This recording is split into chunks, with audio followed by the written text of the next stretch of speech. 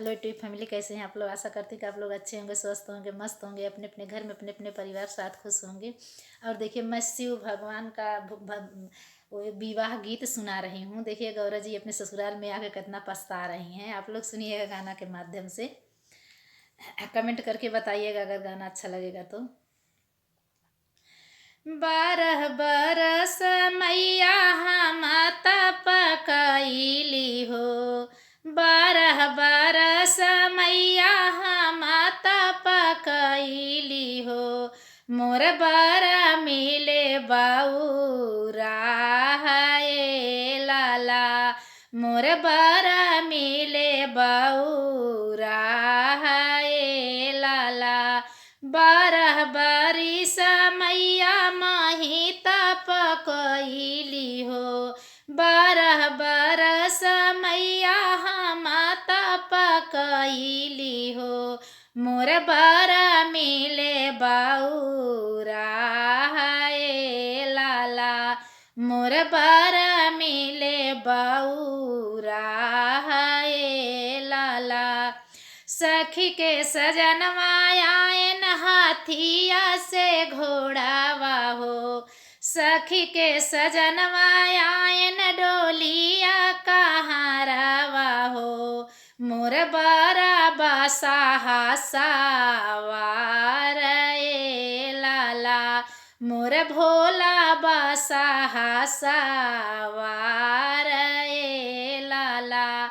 12 बरस मैया हम तपकैली हो, 12 बरस मैया हम तपकैली हो, मोर बर मिले बउरा है लाला, मोर बर मिले बउरा है लाला। सखी के सजनवा पहिरे कुरता से रवानी हो, सखी के सजनवा पहिरे कुर्ता से रवानी हो, मोर बारा मेरा गा के छाल ए लाला, मोर भोला मेरा गा के छाल ए लाला।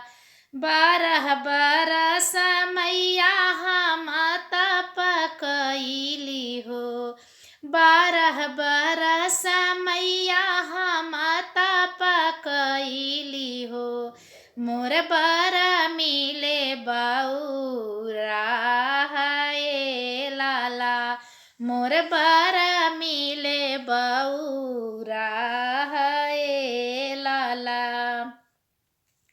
अरे परछाननी करेली माए ना मायरिया हो, परछाननी कली है मैना महतारी हो, बर देखी गिरी मुरा छाई लाला, बर देखी गिरी मुरा छाई लाला।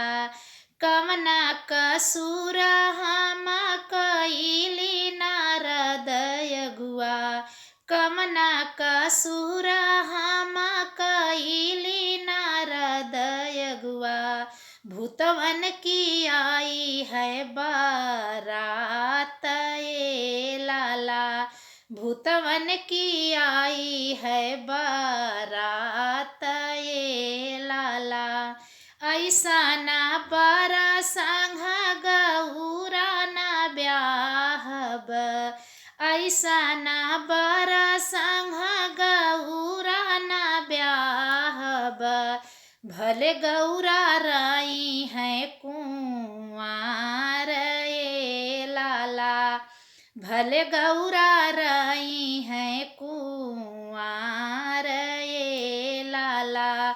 12 बरिस मैया हम तपकैली हो, 12 बरिस मैया हम तपकैली हो, मोर बरा मिले बउरा है लाला, मोर बरा मिले बउरा है